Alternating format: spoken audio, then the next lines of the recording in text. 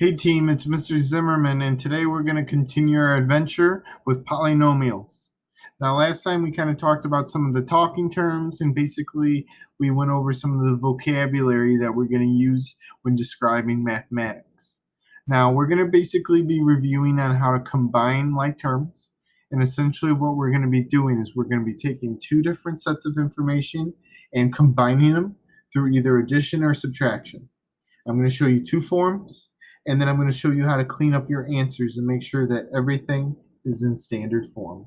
So let's go ahead and dive on in. So a couple quick things is standard form is when the exponents are written in descending order. So I know that typical, something could look like this: ax squared plus bx plus c. It goes from two exponents to one to none. So now let's go ahead and identify like terms. A like term is anything that has the same variable and the same base. I'm going to be adding 4x and 7x, and then I'm going to also be combining -3 and +8. Now you might be saying, Mr. Zimmerman, what happened? What about these parentheses? Well, the first step is you're going to drop them. Since we're going to be combining them, the original reason why they're here is because they're saying, I'm telling you to take this thing and I'm going to tell you to add it to this second thing. So you're going to add this first thing and you're going to add it to the second. Well, first part of it is going through it, opening up each of these boxes, and now we're going to sort them together. This 4x and 7x is going to make an 11x, and then -3 and +8 is going to form +5.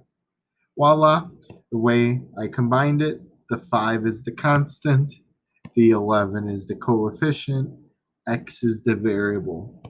Now, there are two words in the sentence, aka terms. I'm going to call this a binomial.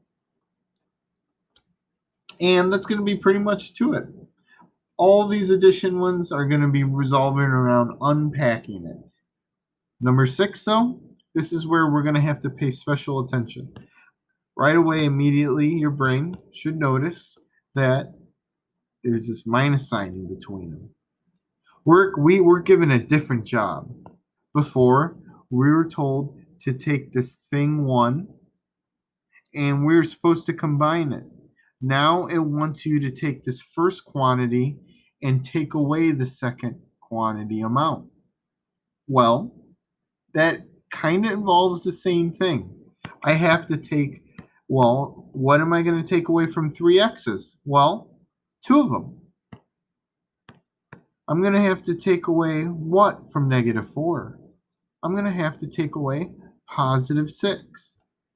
Now, once we boil it down, and we're going to go ahead and do the first step, is actually going to be distribute this negative.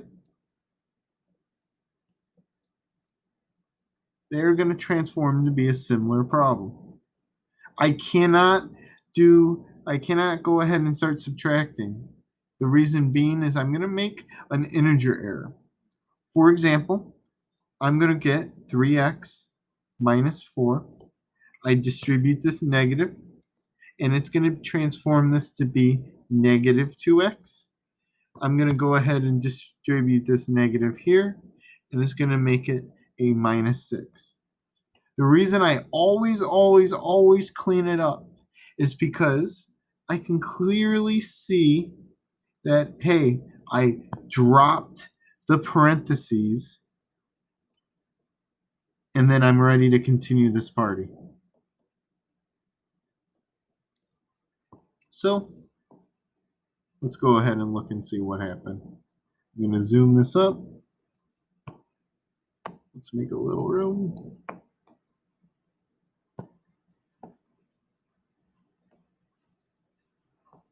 Boom. Okay, now it's a matter of fact. Now we're going to go ahead and take 3x. We're going to take away 2 of them, and it's going to result in x. I'm going to take -4, and I have to take away 6. So that's going to be negative 10. And voila, I end up with another binomial.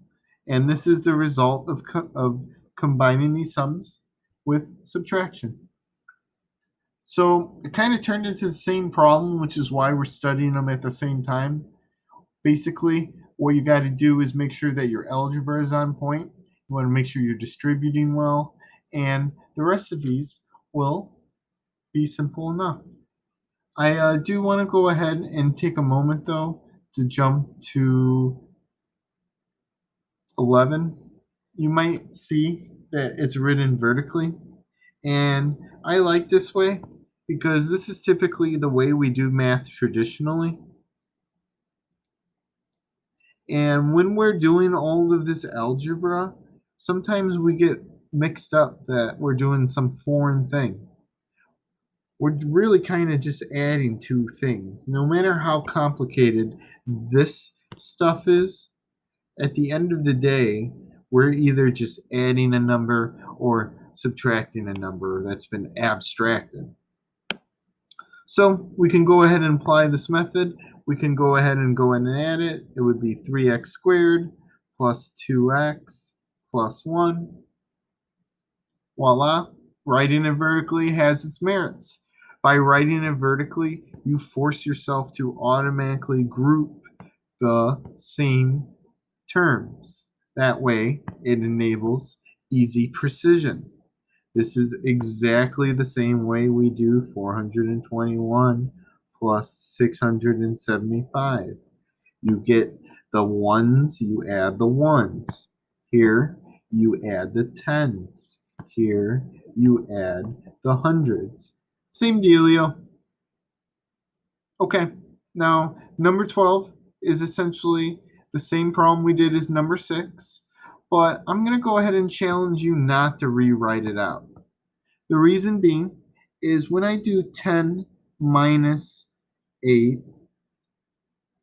I can easily do this problem. I'm good to go, Mr. Z. But when I'm looking at this, I see that this negative and this negative, most of your integer proficiencies are not strong enough. So what I would recommend is taking the same string, but this time I'm going to distribute that negative. So this is going to become positive 2x cubed minus 3x, nothing, and plus 4. I go ahead and combine this now. This becomes 0x cubed plus 2x squared minus x plus 12. And now I see an opportunity. 0 times anything is going to be 0. When I combine it to this, it's going to have no effect on the final outcome. So I can safely write a trinomial is my answer.